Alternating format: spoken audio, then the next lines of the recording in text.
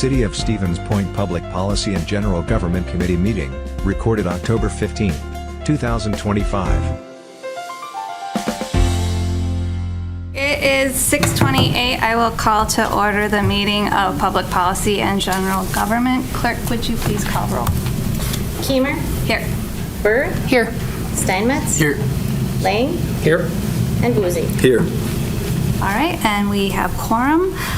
There are some speakers for item 2A on our license list, so I would ask that we take B and C now and then circle back to A. B is a Class B beer and liquor license for Metro Market on Pinecrest Avenue.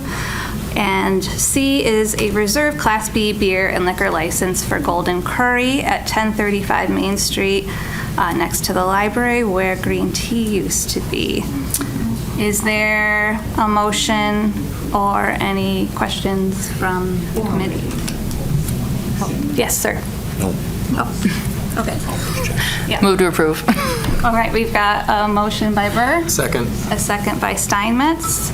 Any discussion? Anyone in the audience or online? Safe to assume if there were law enforcement concerns, we would have heard about it? Yes. Okay. All those in favor?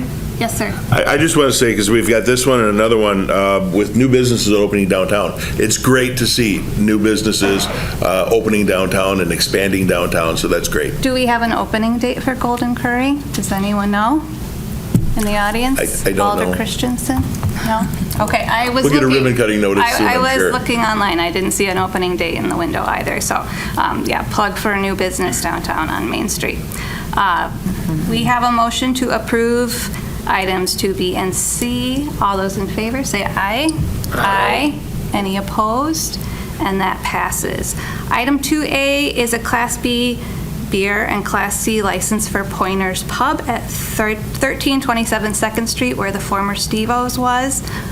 Chief, do you want to get us started with that? Yeah, I'll get you started. So on the 27th, the individual that owns or is going to own Pointer's Pub, Ciola, is also the individual that owns the Classroom Bar, which is on the corner down there. On the 27th, our officers did a bar check. When they entered, there was about approximately 50 people in there. Almost all of them took off. We ended up writing 13 individuals for underage drinking. Tavern related, nobody had IDs, so they weren't checking IDs at the door. The owner, Ciola, was issued 2 citations, one for permitting underage persons to loiter and one for selling alcohol to minors. This is the individual that's going to be actually applying for this liquor license for Pointer's Pub. Since this incident occurred, she has reached out to our assistant chief and has worked with him, and she has purchased a ID scanner. I talked with her today as well, and today she turned in approximately 20 to 25 IDs that she had collected from this weekend. So she definitely is making a change in the way that they do business. And so originally my recommendation was not to issue a license, but I'm changing that. And I'm asking, my recommendation is to give her a 6-month probationary period on the liquor license like we did with Icon. And I spoke to her, and Thursday, Friday, and Saturday, she would have to have somebody working the front door with the ID scanner. And on those days, she would also have to have 3 individuals, 1 at the door and 2 working inside the tavern. And those are my requests for her as well. Is the item in front of us considered a probationary, or would we have to make that a part of it? We haven't made a motion yet, I believe, so. Just curious. Right. Your motion would include the probationary status. I would move that we would approve it with a probationary 6 months. Was that what you said? Correct. A 6-month probationary. Okay, we have a first by Lang. Second. A second by Burr. I guess I'll just add, before we get on to the rest of the room, this is very similar to what we did with Icon. Do you remember how long ago that was? A year or so? About a year and a half ago, 2 Okay. years ago, and it was a 6-month as well. And I checked with the chief just to verify that in the 6 months, we did not have any further issues with that bar. I guess I'm happy to see progress and that this is sort of getting into motion, better systems in place to keep things safe. Are there any other questions or comments from the committee? When we were looking at that probationary period for Icon, what was enforcement, or what do we do to make sure that they were actually taking the steps that we laid out? So what we do is we actually do bar details. We don't announce them when we're doing them because It's expensive for us, first of all, to have people in on overtime, but once we hit one tavern or two taverns, everybody knows because they have a calling system to let everybody know that all the underagers have to get out. But what we did with Icon is obviously we set up a couple of details within that 6 months, and we went there, and part of theirs was they had to cooperate with us and show us video because that was one of the issues that we had with them.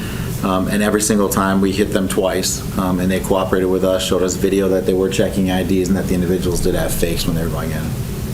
Okay. And this one will have all of those same conditions? Correct. Check video.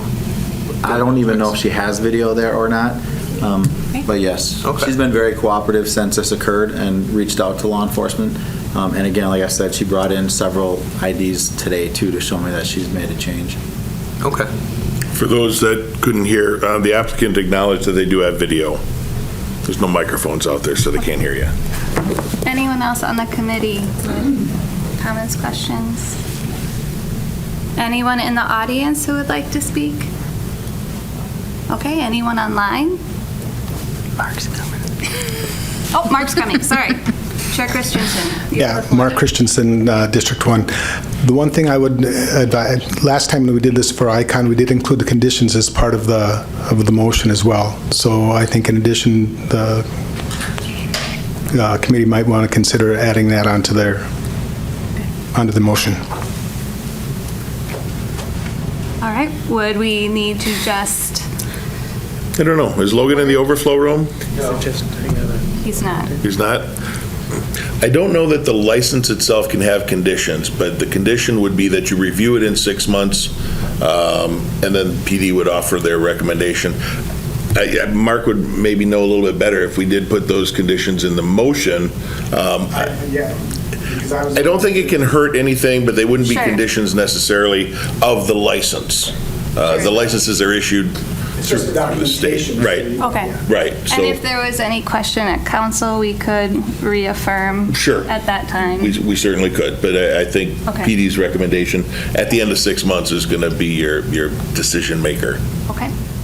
So anyone else? All right, we have a motion for a 6-month probationary license.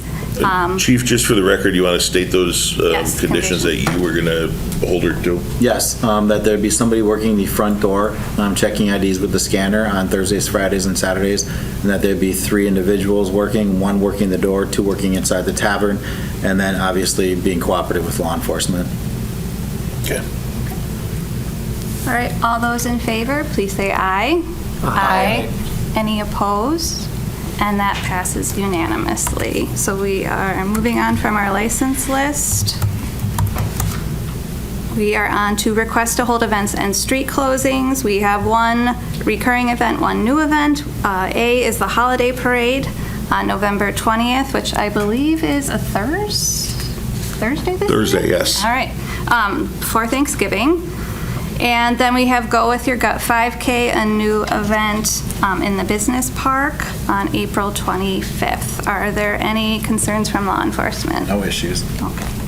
Any questions, comments from the committee or a motion? I move approval. All right, we have a motion, first by Steinmetz. Second. Oh, a second by Burr. Yes. Just to put Karen on the spot, since, well, not a lot of people have had a chance to meet you. We have a new bid director downtown, and she is here today because they put on the holiday parade. Karen, with the permission of the chair, would you come to the lectern and just kind of introduce yourself, say hi to everybody? Sorry. I might have sawdust on me. I was set building at the high school today. Karen Margolowski, moved here from Eagle River, and I am the new Business Improvement District Executive Director, which includes the downtown and the business park. So it's nice to see the other permit is for the business park area. And so I was a Main Street Director in Eagle River.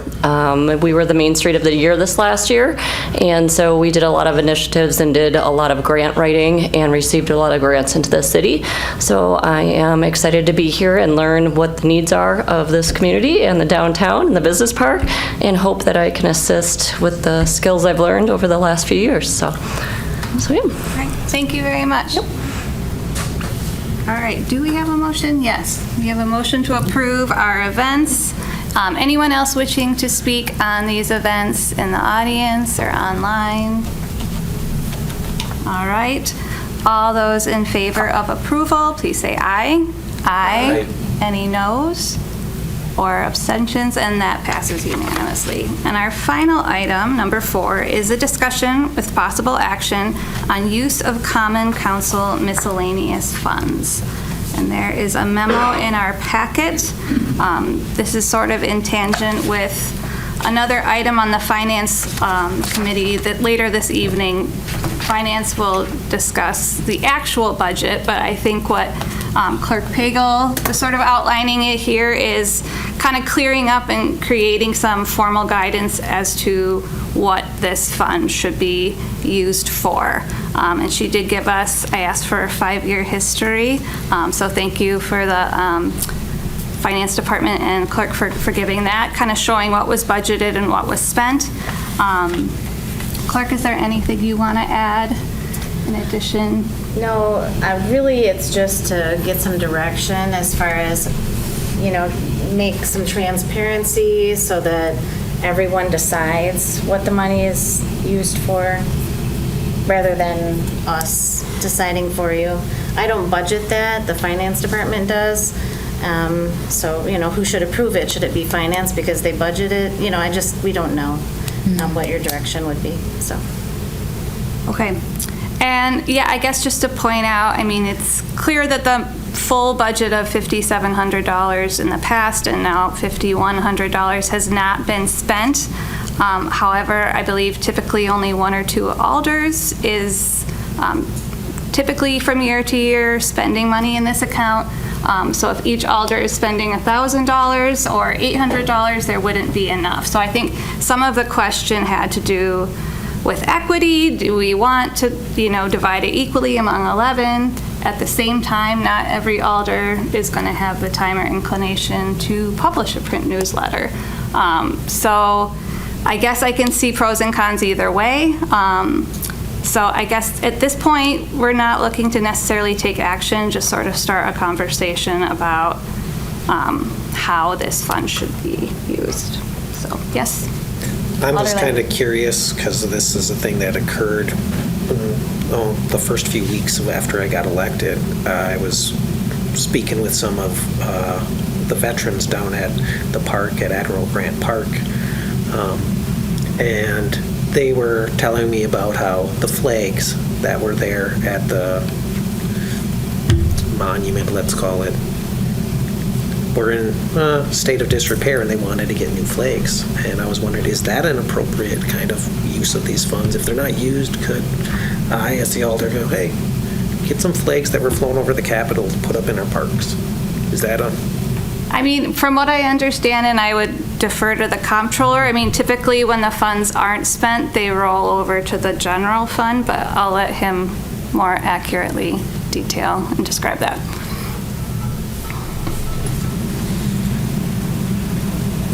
Sure. So just off the cuff, I think it makes sense to keep the Common Council budget really segregated for Common Council expenses specifically, in terms of, some of, in the past, what it's been used for is things like newsletters, things like announcing a listening session, things like that. There's also a budget for your training if you ever want to go to like a League of Wisconsin Municipalities conference or something like that. But if it's something where there's a need in like a park, then I'd say that should probably be charged to the parks budget, just to keep everything accurate in terms of how we're doing our accounting and how we're tracking expenses. So. And I think partially too, this was also kind of general awareness. Like, I'm not sure every alder was aware that there is a budget line item for things like newsletters and so on. So, yes, Alder Guthrie. I would be concerned about, given that we haven't exceeded the budget, or even really 25% of it for the last several years, strictly capping each of the 11 individuals at 1/11 of the budget. But just like our directors are asked to put in at the beginning of the year their anticipated conference plans, I wonder if we could have a standing opportunity to say, I would like to go to the League of Municipalities meeting this year, or I anticipate having some listening sessions about parking, which I did last year, and I used this budget to send out some notices. I anticipate that being aligned, and having a conversation amongst ourselves to make sure that there's transparency, equity, and we're not overspending the amount rather than the 1/11th, which would really cap our ability to literally do anything. Meanwhile, others might not have any intention of using theirs. So that's what I'd posit for consideration from my colleagues. Thank you. Alder Christensen? I guess I would concur with Alder Guthrie. I think if there are people that do have the opportunity to go to those things, I think it is the entire council that benefits from that additional knowledge that's gained. I typically try to go to, I've never stayed overnight. My expenses have been pretty small, and a lot of times I've accompanied city staff, so there even haven't been travel expenses either.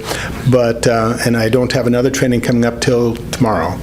But for historic pres, but I do think it's valuable, but I do think even if it's individuals, certain individuals that have the time to do that, I do think the council as a whole still benefits. Okay, thank you. And just to clarify, there is a seminar and education separate line item, and there are travel expenses as a separate line item, so I think traditionally this miscellaneous fund has been used for more outreach and communications. Yes, Mayor. So I'll speak just a little bit because I was an alderman from 2004 until 2015. This was put in because there were alders that had a desire to do a newsletter and they didn't have money to pay for postage themselves and things like that. So that's traditionally what it's been used for. I think it actually started out as $500 per district, and then it increased a little bit over the years through budget, normal budget increases. I would also be hesitant to say $500 per person because it does limit what you are able to do, especially with the rising costs. But I think it would be helpful to know in advance what people are doing. But if you remember, every April there's an election. Mm-hmm. The budget's approved now. We may not know who's elected until April. And whether or not they go to the fall conference in October. So having those things set is okay. And if there happens to be a year where we go over budget for some reason, we'll let everybody know. And Corey's real diligent about letting us know when we're close to going over budget. You sure you want to do this? But I think it's also important to know, to let the alders know every year, right, that this is available to them, and perhaps setting guidelines for yourself. I think there was a request for a more of a social event one time. I'm not sure that's an appropriate use of those funds, but informational meetings, newsletters, the guidelines, it's your fund. So imposing those rules or not imposing those rules on yourself is going to be your choice, but at least pointing out that the money is available, I think, is something that we'll have to do every year with every new alder. We'll just add it to the list of things, because there is also, the league does a new elected official, kind of like a training class. We've recommended it to everybody every year, but we don't get a lot of takers. So maybe if they knew that nothing came out of their budget or their own personal funds, sure, that would be helpful.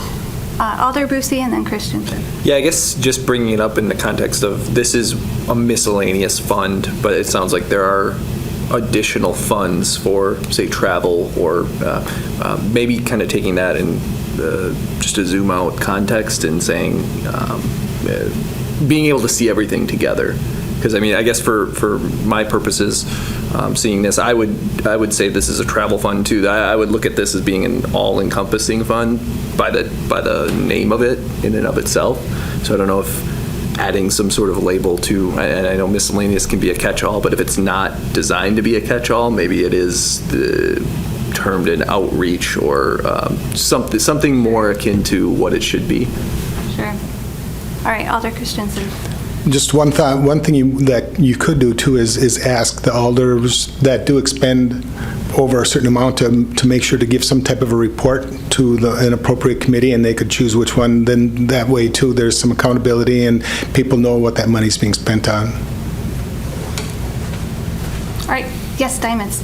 Could it be worth exploring the idea of getting rid of the line item altogether and breaking it out and saying this is how much we're going to give each district for mailings, or how much we're going to give everyone for mailings? And then if there is something miscellaneous that comes up, maybe there's a process to get that approved. It seems like it would be exceedingly hard to define what all falls into this and the process surrounding it, so maybe getting rid of it. I would recommend getting everything approved. Sure. Just like our operating budgets, the council says these line items are okay, and then the discretion of the user is what they're for, right? We have policies in place for everybody else. If you want to use them only for mailings, that's fine, but I wouldn't suggest that we ask for approval of everything. Approve the line item and spend it based on your guidelines. It's effectively your department or budget, so you choose how you want to spend it. Sean Marr, I'm the alder for Area 11. I would seek that we keep it the way that it is, because depending on what alder district you're in, you might have a lot going on in your area. You might have things that you want to get a lot of mailers out for. You might have a lot of public sessions in your area. Others won't. So you'll end up having that money there if you really need it, because there are some years you might have stuff, and the other years you won't. So and no one seems to be abusing the fund, and the funds don't end up going to waste. The stuff that isn't used goes back into the funds just end up going back into the usual budget. So no one's going to Hawaii or anything on it.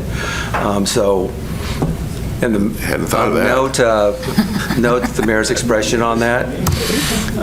But I would say, if the funds aren't being wasted, if they're not used, they are put back into the general fund. And if people want to go to trainings, I went to the new alders training. I've been to the League of Municipalities. Don't go every year, but when I do go, it's nice. You end up getting perspectives from outside. You're not just siloed here, and that's something that I would encourage the other alders to end up doing. So maybe not go each year, but the opportunities are there. And if we change this up, I'm afraid we would lose that opportunity. Thank you. Thank you, Alder Morrow. Yes, Alder Steinmetz. Another one to Alder Morrow's point about perspective from outside is, do we know how other cities handle this? How other alder persons spend money? Could that be worth looking into, best practices? Sure. Yeah, this is just a starting point. We don't have to take any action tonight. I don't know. Clerk Pagel, were you hoping to get something approved for this year's budget, or? Well, I just also want to say, in the past, this has also been used for funding increases in pay for alders. And the other thing I just wanted to add is the clerk's office does outsource any newsletters. It's not something we have time to do within our office. So if it's something you want to do, maybe you can put the newsletter together, have it ready to go, and we can mail it. Otherwise, it does cost a little extra for us to outsource it. So.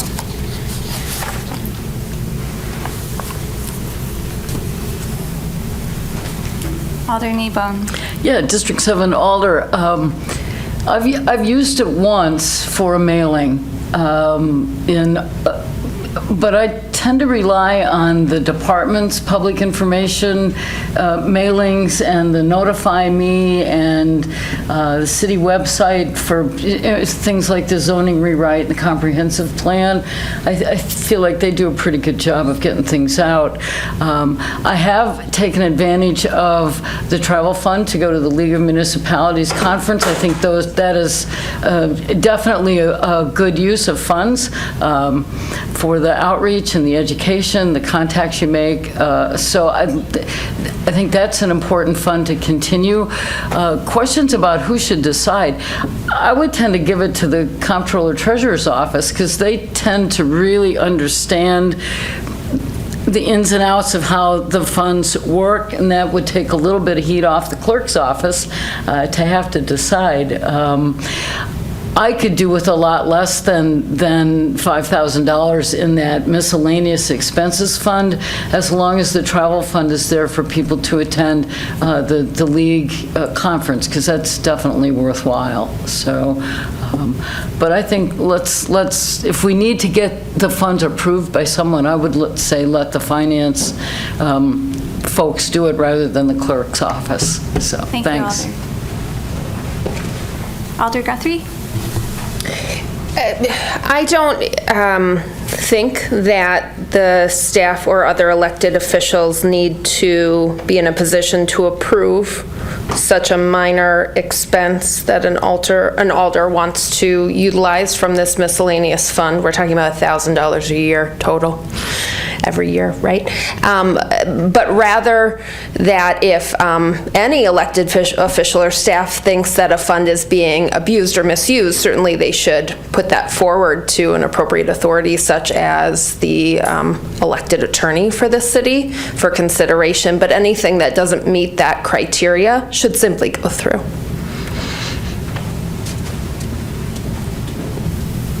Are you asking for, because we dropped it $600 and for last year to go to the new alder's pay, are you asking for the $600 more to go for the even numbered years? Is that what you were inferring? No.